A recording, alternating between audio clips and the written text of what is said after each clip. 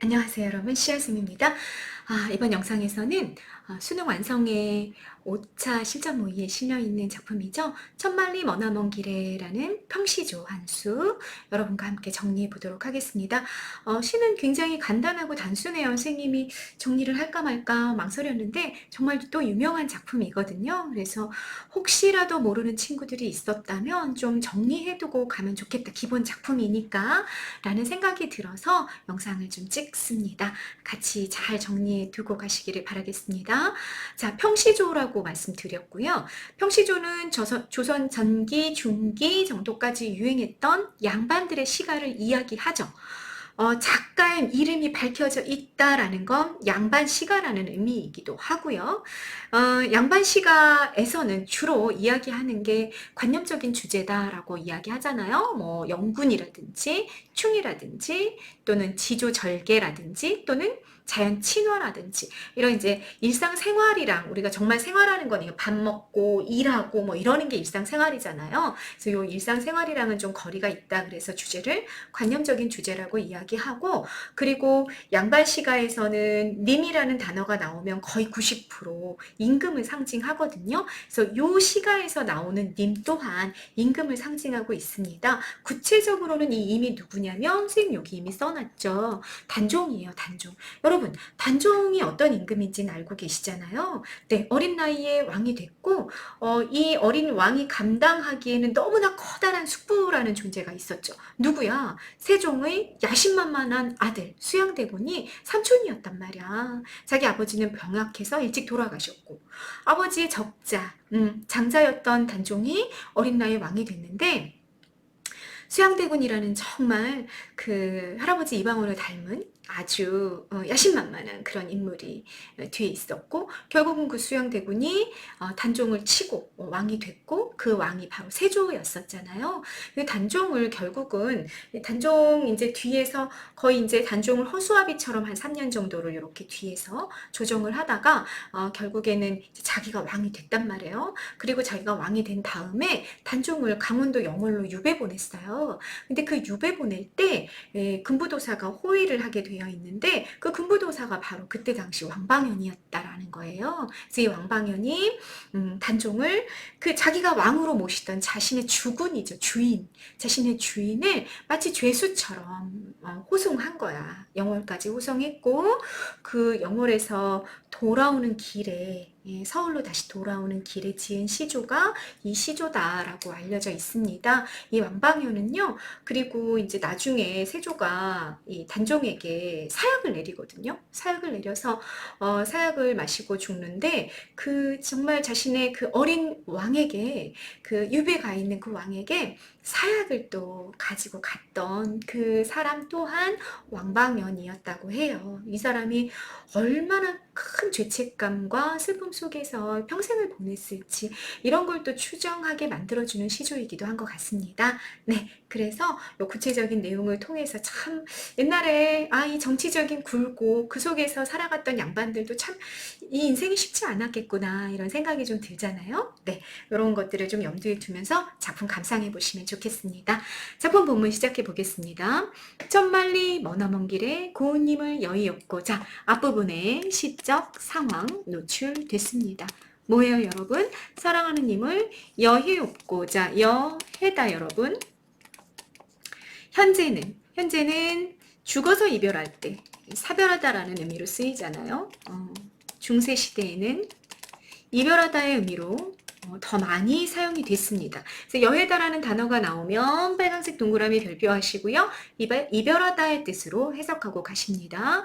천만리 머나먼 길에 사랑하는 님을 이별하고 내 마음을 둘 데 없어 시냇가에 앉아 있으니, 뭐 이렇게 영월에 이렇게 유배에 보내놓고 자기가 이렇게 모셔놓고 그리고 돌아오는 길에 정말 이 죄책감과 이 슬픔과 아픔 때문에 걸을 수가 없는 거지. 중간에 멈춘 거야. 그래서 시냇가에 마음을 진정하기 위해 이렇게 앉아있는 모습이 그려집니다. 종장입니다.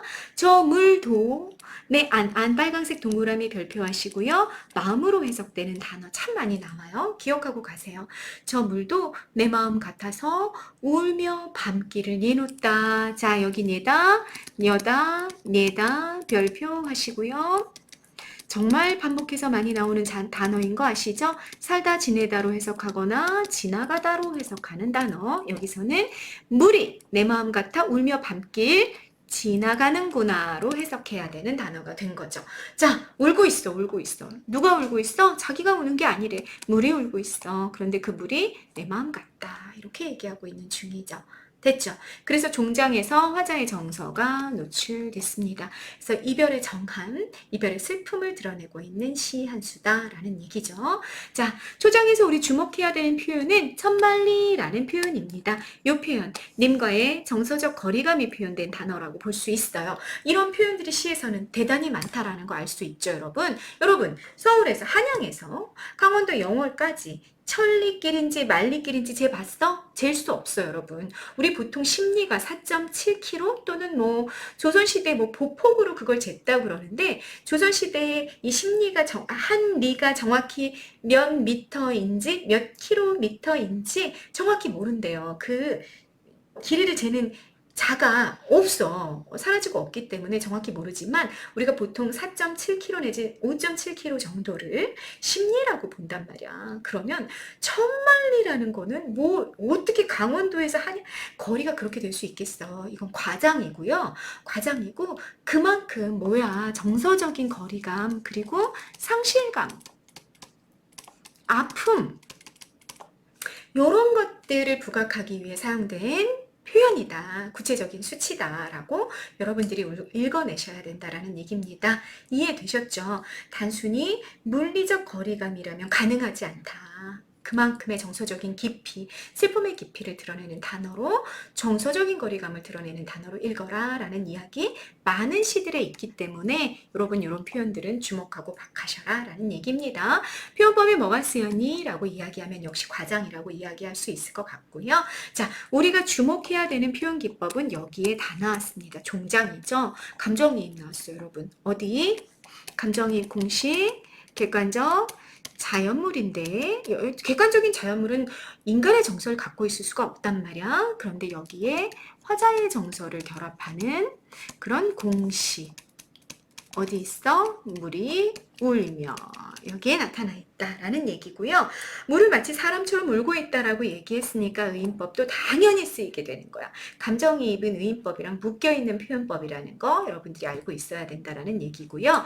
또 감정을 표출하는데 간접적으로 화자의 분신을 통해서 표출했던 셈이 이렇게 표현기법을 설명해 놨습니다. 여러분, 뭐가 분신이 됐겠어요? 응? 뭐가? 네. 물이 화자의 분신이라는 걸 우리가 알 수 있죠. 어떻게 알아요? 내 마음 같은 것이 물이다 라고 이야기하고 있죠. 그래서 물은 화자의 분신이구나 이렇게 잡아갈 수 있겠다라는 얘기입니다. 역시 여러분 대부분의 이별시에서 그런 것처럼 물의 이미지가 이 이별의 슬픔을 부각하는 이미지로 쓰이고 있는 거 확인하고 가실 수 있겠습니다. 그리고 청각의 이미지 청각 이미지를 통해 이별의 슬픔을 형상화했다 라고도 이해할 수 있을 것 같고요. 자, 울며 밤길을 지나가고 있어. 울며 밤길. 물이 지나가 여러분 지속성이죠. 지속성, 반복성. 그래서 이렇게 물이 울며 지나가는 것으로 자기 슬픔을 표현했다라는 건 슬픔의 강도가 굉장히 지속적이고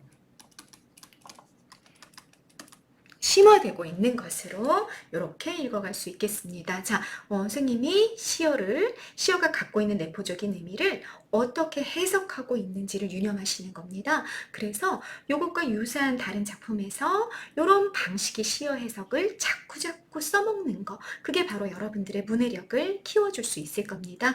그거 염두에 두시고 이렇게 나오면 문맥상 이런 해석들이 가능해지는구나를 주목하면서 그렇게 선생님 영상을 이해하고 기억하는 작업을 해나가시기를 바라겠습니다. 네, 짤막한 시 한 편 같이 공부해봤습니다. 이번 영상 여기까지 찍겠습니다. 감사합니다.